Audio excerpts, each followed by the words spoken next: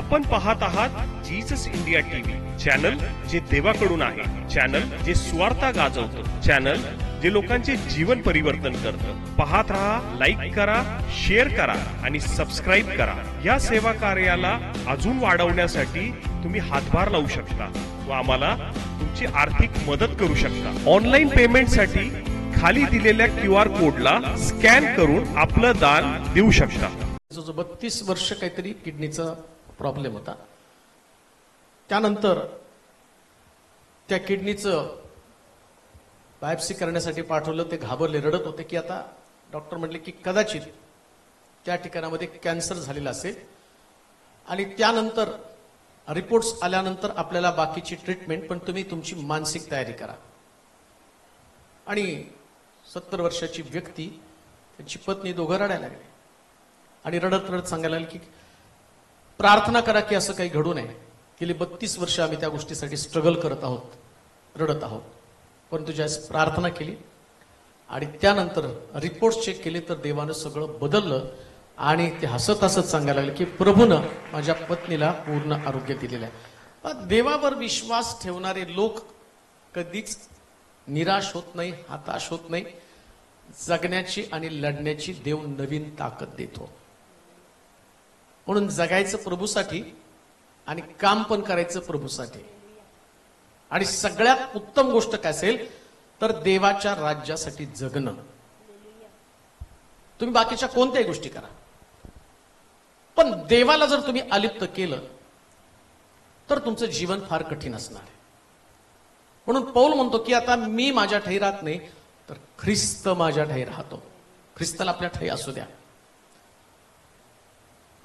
जीवन जगत असताना संघर्ष नेहमी होत असतो. असं कोणच व्यक्ती नाही की ज्याला संघर्षाशिवाय जीवन जगता येईल. संघर्षाशिवाय जीवन जगतात ते थडग्यामधली प्रेत. त्यांना संघर्ष करावा लागत नाही, त्या थडग्यामध्ये राहतात आणि आपलं जीवन ऑलरेडी संपलेलं असतं. पण जिवंत माणसाला संघर्ष करावाच लागतो. आणि जीवनाचं दुसरं नाव जर काय असेल तर संघर्ष. लक्षात ठेवा, दुसरं नाव संघर्ष आहे. म्हणून संघर्ष करत असताना माघार घ्यायची नाही आणि हताश आणि निराश पण व्हायचं नाही. बरं का, कधीच निराश व्हायचं नाही. आनंद वाटतो की आम्ही देवाच्या राज्यामध्ये, प्रभूचं स्तुती असो, चर्चचं बांधकाम, आता आपल्याला थोडे दिवस हे कष्ट करावे लागणार आहेत. तो दरवाजा बंद ठेवून असं इकडून तिकडून फिरावं लागणार आहे. परंतु जेव्हा सुंदर चर्च बांधून होईल त्यावेळेस आम्ही एकदम चांगल्या ठिकाणामध्ये उत्तम उपासना करणार आहोत, बेस्ट उपासना करणार आहोत. आणि मी देवाला धन्यवाद देतो की पुष्कळ लोक मदतीचे हात देतात. मला रसपूत सिस्टर पण आपल्याकडे आहेत. त्यांनी सुद्धा ज्यावेळेस त्यांनी सांगितलं की रिटायर झाले तर मला पहिला चेक शिलो चर्चला द्यायचा होता आणि त्याने लिहून ठेवला होता. कोणालाच नाही तर शिलो चर्चला पहिला चेक दिला. उपासना तिला देखील देवाला डिप्रेशन मध्ये, वास्तविक पाहता पुष्कळ स्ट्रगल. म्हणून लक्षात घे, कितीही स्ट्रगल केलं ना, फक्त देवाकडे बघायचं. तिने सुद्धा आता तिच्यासारख्या मुलीला 50,000 देणं ही गोष्ट सोपी नाहीये. लक्षात ठेवा, तिला तिची मुलगी आहे, सगळं आहे. परंतु तिनं सुद्धा, मी म्हणतो निराशेमध्ये जर थांबतो ना त्यास तुम्ही संपता, पण उठून गरुडाचे पंख धारण करून उडताना त्यास बायबल सांगतं ते आकाशात भरारी घेतात. म्हणून थांबायचं नाही. देव तुला भरपूर आशीर्वाद देईल, तुझ्या सगळ्या मनोकामना पूर्ण करेल. माझी इच्छा आहे की जेव्हा तुम्ही प्रभूसाठी काहीतरी काम करता तेव्हा विधवेची शेवटची भाकर विधवेनं दिली तर बायबल सांगतं 3.5 वर्षाचा पुरवठा प्रभूनं तिला दिलेला आहे. ही ताकद आहे प्रभूमध्ये. आणि म्हणून जेव्हा जेव्हा तुम्ही देवाकडे पाहता ना तेव्हा तेव्हा देव तुमच्यासाठी अद्भुते करत असतो. देवाकडे पहा, देवासाठी जगा, प्रभूनं दिलेली सेवा करत राहायचं. किती पण त्रास होऊ द्या, किती कष्ट होऊ द्या, निराशा येऊ द्या, खिन्नता येऊ द्या, कष्ट येऊ द्या, सगळ्या गोष्टीकडे दुर्लक्ष करायचं. आणि बायबल सांगताना जगणे ख्रिस्तनी मरणे, म्हणजे सेवा कुठपर्यंत करायची? मरेपर्यंत. आणि कधी कधी जगताना आम्हाला असं वाटतं कसं काय जगायचं, पण पौल म्हणतो जगणे लाभ आहे, मरणे लाभ नाही. मरणे लाभ कधी? सेवा करताना मेलो तर लाभ आहे. जर मरण असं झालं ना सेवा न करता तर तो लाभ नाही, ती हानी आहे. मग लाभ कोणता आहे? प्रभूची सेवा करणं. आज माझा विषय पण आहे, परमेश्वर हा माझा वाटा, हिस्सा. कोण हिस्सा आहे? परमेश्वर आमचा हिस्सा आहे. बरेच लोक प्रॉपर्टीसाठी भांडतात. माझा हिस्सा मला द्या, माझा हिस्सा मला द्या. उधळ्या पुत्र पण आपल्या बापाकडे जाऊन काय म्हटला? माझ्या संपत्तीचा वाटा मला. लोकांना पैशामधला वाटा माहिती, संपत्तीमधला वाटा माहिती आहे. कामाच्या ठिकाणामध्ये असताना त्याही ठिकाणात त्याला वाटा, जो लाभ आहे त्याची गुंतवणूक आहे आणि त्या गुंतवणुकीतला वाटा त्याला पाहिजे. तो माझा वाटा मला द्या. उधळ्या पुत्र आपल्या बापाकडे जाऊन त्यानं पण आपला वाटा मागितला. परंतु कित्येक लोकांना परमेश्वर हा वाटा माहित नाहीये. अजून एक वाटा आहे. देवाला वाटतं माझ्यामध्ये कोणीतरी हिस्सेदारी सांगावी. परमेश्वर एक उत्तम लाभ आहे. पौल म्हणतो की प्रभू येशू हा लाभ मिळण्यासाठी मी जगातल्या गोष्टी केर आणि म्हणजे येशू ख्रिस्त हा लाभ मिळवण्यासाठी. तसं परमेश्वर आमचा वाटा आहे, तो आमचा लाभ आहे. मग हा लाभ आम्हाला माहितीच नाही. आमचं सगळं भांडण कशासाठी माहिती का? पैसा, ज्ञान. ज्ञानाचा वाटा मिळाला पाहिजे, घरातला वाटा मिळाला पाहिजे, आम्ही करतो त्या कामातला वाटा आम्हाला मिळाला पाहिजे. वाटा नसेल तर मनुष्य असमाधानी बनतो. अजून एक गोष्ट तुम्हाला सांगतो, ज्या जगामध्ये तुम्ही वाटा शोधताना त्यास तुम्ही कधी समाधानी राहत नाही. किती पण मिळू द्या. प्रॉपर्टीसाठी भांडणं बघा ना. वाटा मिळाला तर मला माझ्या लायकीप्रमाणे वाटा मिळाला नाही. मी घरात मोठा आहे, मला जास्त मिळालं पाहिजे होतं. धाकटा म्हणतो मी एवढं कष्ट केलं.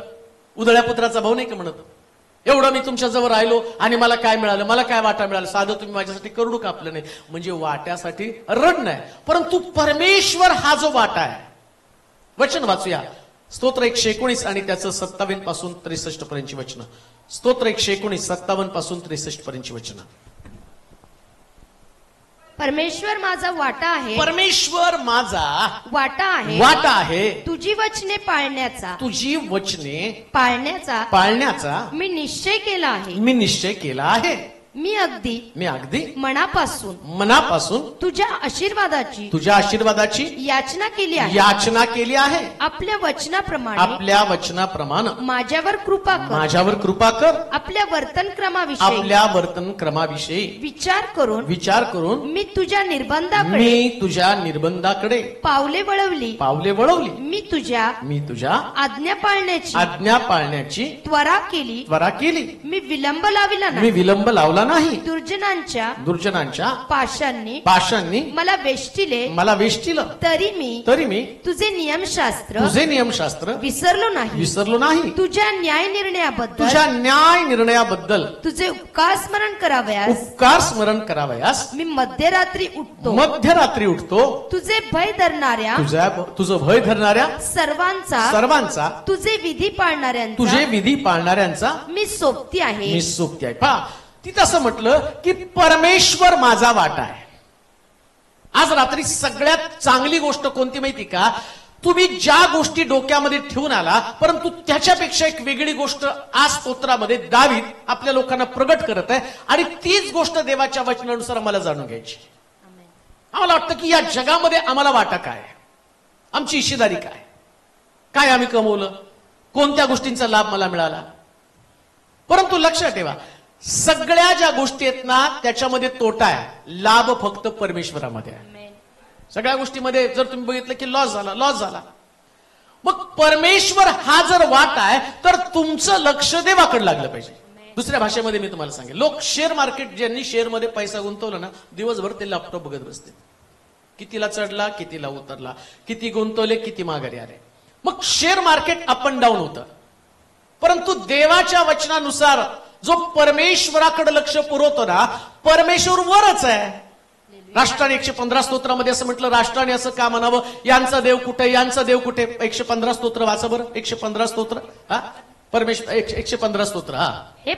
हे परमेश्वरा आमचे नको तर आपल्या नावाचे गौरव कर. कारण तू दयाळू व सत्य आहेस. यांचा देव कोठे आहे असे राष्ट्रांनी का म्हणावे. आमचा देव स्वर्गात आहे. आमचा देव कुठे आहे? स्वर्गात. म्हणजे कुठे आहे तो? वर.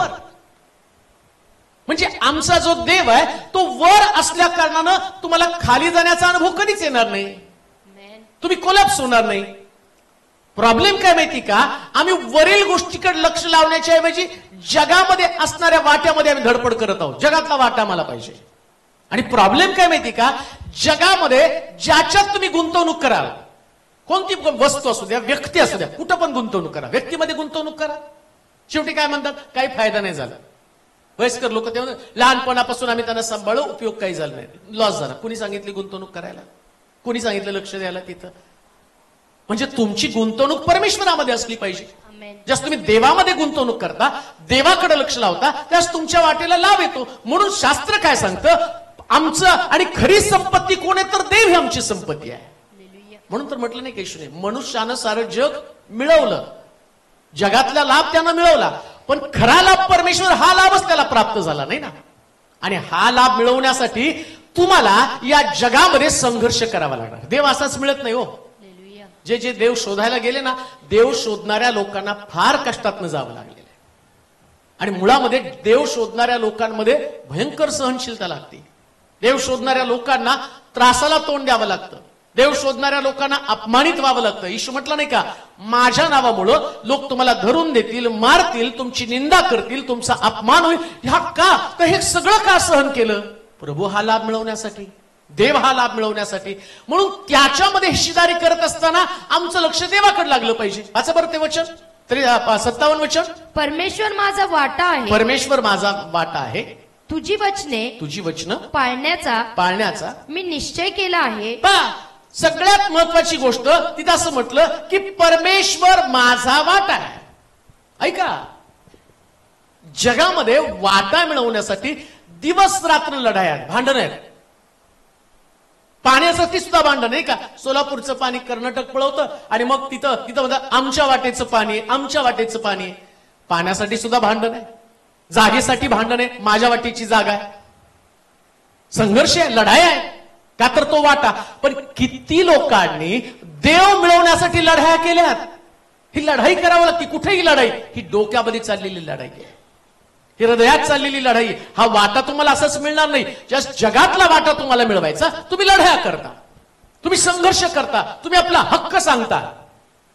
पण देव मिळवण्यासाठी लोकांनी कधी हक्क सांगितला नाही. आणि प्रभूला असं वाटतं की लोकांनी माझ्यावरती हक्क सांगावा, त्यांनी म्हणावं की माझा प्रभू आहे, माझा प्रभू. म्हणून आम्ही पाहतो येशू ख्रिस्त पुनरुत्थान झाल्यावरती ना, मरियम म्हणती माझा प्रभू, माझा गुरुजी, माझा रब्बी. ही भावना आमच्यामध्ये असली पाहिजे. कोणतं, की तो माझा प्रभू आहे. तुम्ही जगातल्या गोष्टींसाठी त्याच्यावरती हक्क दाखवता. आणि एक गोष्ट ध्यानात ठेवा, ज्या गोष्टीवर तुम्ही हक्क सांगताना, मरताना ती गोष्ट संगती घेऊन जात नाही ना.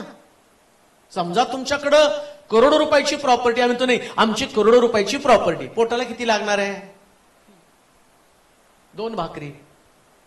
40-50च्या पुढे गेले तर तुम्हाला 1 भाकरच पुरेशी झाली. त्या करोडो रुपयाला काय करता? आणि जाताना सुद्धा तुमचा जीव जात नाही का, तर ती करोडो रुपयाची प्रॉपर्टी आहे. आणि तुम्हाला कळतं तुम्ही कमवलं, दुसऱ्याच्या स्वाधीन झालेली आहे. परंतु देव कबरीच्या पलीकडे आहे. जसं तुम्ही प्रभूला पाहता, त्याच्याकडे लक्ष लावता, त्याच्यावरती तुम्ही हक्क सांगता. म्हणजे हे टिकणार आहे. टिकणाऱ्या गोष्टीकडे लक्ष लावा, ज्याच्यामध्ये तुमचं भलं आहे, ज्याच्यामध्ये तुमची उन्नती, ज्याच्यामध्ये तुमची प्रगती आहे, ज्याच्यानं तुम्हाला शांती मिळणार आहे, ज्याच्यानं तुम्हाला समाधान प्राप्त होणार आहे, ज्याच्यानं तुमचा आनंद वाढणार आहे, ज्याच्यानं तुम्हाला सांत्वन प्राप्त होणार आहे, ज्याच्यानं तुमच्या जीवनातली निराशा निघून जाणार आहे. असा जो वाटा तो परमेश्वर आहे. प्रिया, आज लोकांना खरा वाटा समजलेला नाही, त्याच्यामुळं ते जगामध्ये भांडण करत आहे. आम्ही पाहतो देव माहित नसल्या कारणानं भावाभावांमध्ये वाद आहे. का वाद आहे? त्याला वाटतं माझ्या भावानं माझा वाटा काढून घेतलेला आहे, तो माझी संपत्ती देत नाही. पण ज्या प्रभू ही संपत्ती तुम्हाला कळते, देव ही संपत्ती तुम्हाला कळते, त्यास तुम्ही एकमेकाशी भांडत नाही, तर तुमच्यामधलं प्रेम वाढीस लागतं. प्रियानो, म्हणून परमेश्वराला वाटा करा. आता परमेश्वर हा वाटा सगळ्याला मिळत नाही. जसं संपत्तीमधला वाटा कधी कधी सांगितलं जातं ना, हा मुलगा माझ्या इच्छेच्या विरुद्ध वागल्या कारणानं मी माझ्या संपत्तीतनं त्याला बेदखल करत आहे. मृत्यूपत्र तयार केलं जातं आणि मग बाप मेल्यावर तो मुलगा पळत येतो, माझा वाटा मला द्या. ते मृत्यूपत्र दाखवतात, ऐसा ऐसा लिखा आहे, तुम्हाला मिळणार नाही. तू ऐकलं नाही.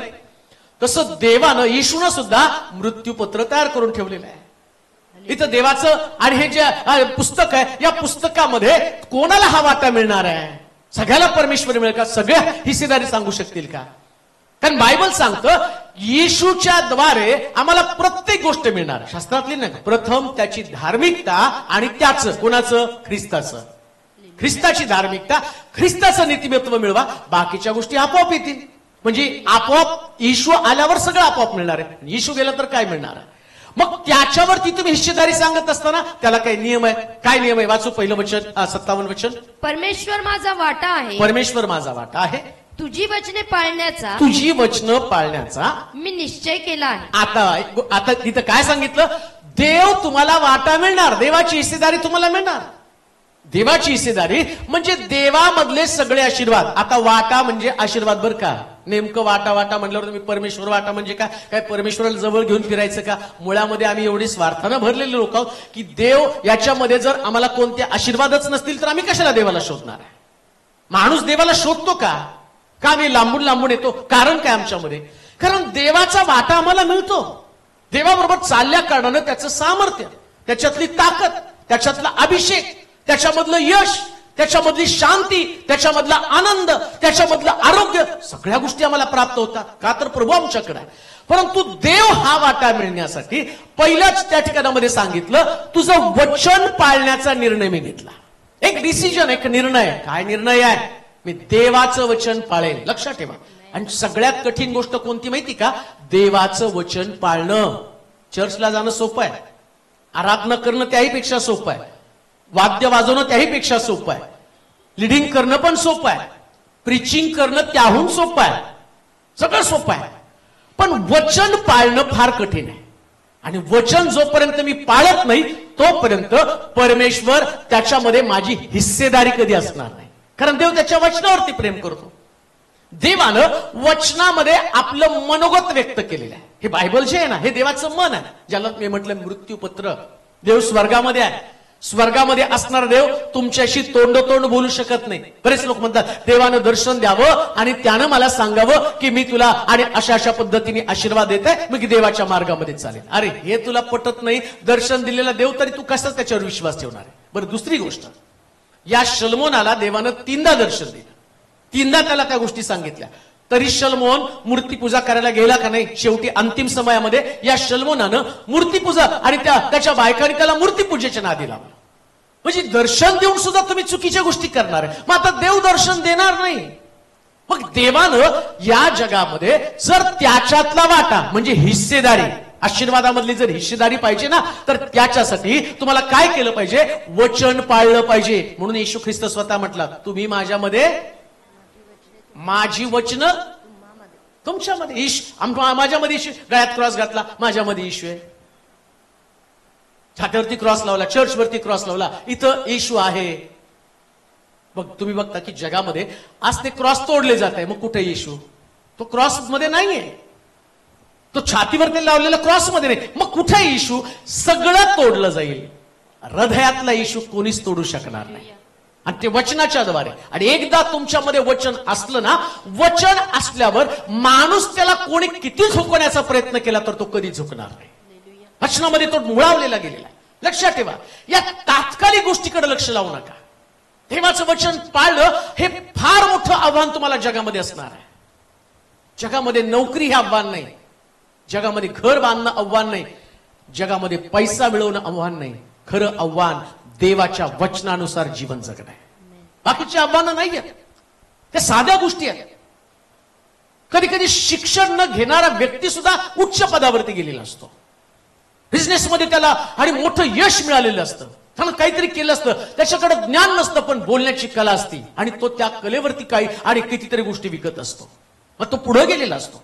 आणि त्याचं उदाहरण जर तुम्ही बघितलं, हर्षद मेहता, चौथी फेल व्यक्ती, चौथी फेल, आणि त्यानं 35,000 कोटीचा घोटाळा केला होता. 35,000 कोटी कशाला म्हणतात? 35,000 आपल्याला कोण उचली देत नाही. त्यानं 35,000 कोटीचा घोटाळा केला चौथी नापास व्यक्तीनं. कसं केलं असेल? म्हणून लक्षात ठेवा, जगणं हे संघर्ष नाही, पैसा मिळवणं संघर्ष नाही, खरा संघर्ष तर देवाच्या वचनामध्ये टिकणं आहे प्रिया. म्हणून शद्रक, मेशक, अबेदनगो भट्टीमध्ये पडत असताना त्यांचा निश्चय पक्का होता. काय निश्चय आहे? या मूर्तीला आम्ही दंडवत घालणार नाही. भट्टीत पडलं तरी चालेल. हे वचन जे आहे ना, या वचनामध्ये ते टिकून राहिलेले आहे. वचनात राहा. परमेश्वर हा लाभ मिळण्यासाठी, परमेश्वर हा वाटा मिळवण्यासाठी. म्हणून देवाचे प्रिय लोक, काही झालं तर देवाच्या वचनाला बिलगून राहा. इकडं तिकडं थोडं सुद्धा डायव्हर्ट होऊ नका. अजून एक गोष्ट मला सांगतो, मरण आलं ना तर देवाचं वचन पाळत पाळतच मरा. मरण आलं तरी, कारण जगतात सगळे, पण इथं शास्त्रात लिहिलं, इथून पुढं ख्रिस्तामध्ये मरणारे ते धन्य. धन्य कोण आहेत? वाटा कोणाला आहे? धन्य म्हणजे आशीर्वादित. कोण आशीर्वादित आहे? जे ख्रिस्तामध्ये राहून मरतात ते आशीर्वादित आहे. ख्रिस्तामध्ये राहा, वचनामध्ये राहा. काही झालं तर देवाचं वचन अलिप्त करू नका, त्याला विभक्त करू नका, त्याला तोडू नका. कॉम्प्रोमाइज कधी करू नका देवाच्या वचनाशी. मग तुम्हाला किती आणि त्याच्यासाठी छळ सहन करावा लागला. आणि देवाचं वचन पाळणाऱ्या लोकांचा जगामध्ये प्रचंड छळ झालेले बरं का. का त्या ठिकाणामध्ये हामानाला मर्दखैला आणि सूळ तयार केला? का तर तो त्या हामानासमोर झुकत नव्हता, म्हणून त्याच्यासाठी खांब तयार केला. मग खांब तयार केला म्हणून तो नाही घाबरला. सिंहाची गुहा का तयार झाली? दानिएल प्रार्थना करणारा व्यक्ती होता म्हणून सिंहाची गुहा तयार झाली. ही सगळ्याच्या वाटेला येत नाही सिंहाची गुहा. सगळ्याच्या वाटेला मर्दखै सारखा खांब येत नाही.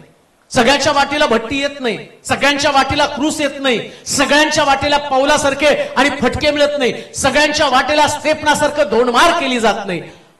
लक्षात घ्या, आमच्याही वाटेला काहीतरी दुःख येणार आहे, पण किती दुःख आलं तर ख्रिस्तामधलं जीवन, वचनामधलं जीवन, वचनामधलं जीवन. का तर प्रभू हा तुम्हाला वाटा मिळणार आहे. देवाचं वचन त्याच्यामध्ये टिकून राहा. आणि देवाचं वचन टिकून राहत असताना एक गोष्ट ध्यानात ठेवा, निराश कधी होऊ नका. कधी कधी देवाचं वचन पाळताना खूप निराशा येते, कारण देवाचं वचन एकटं पाळावं लागतं बरं का. सिंहाच्या गुहेमध्ये दानिएल एकटा होता ना, त्या शद्रक मेशक अबेदनगो आजूबाजूला पण नव्हते. आणि शद्रक मेशक अबेदनगो भट्टीमध्ये होते ना, त्या दानिएल आजूबाजूला नव्हता. कसली गोष्ट आहे बघा. चौघ पण असं लिहिलं, या चौघांच्या चेहऱ्यावर आणि सगळ्यांपेक्षा वेगळं तेज आहे. पण आता सिंहाच्या गुहेत दानिएल एकटा आहे. शद्रक मेशक अबेदनगो तिघांचा ग्रुप आहे, तिघांना त्याच्यामध्ये टाकलं.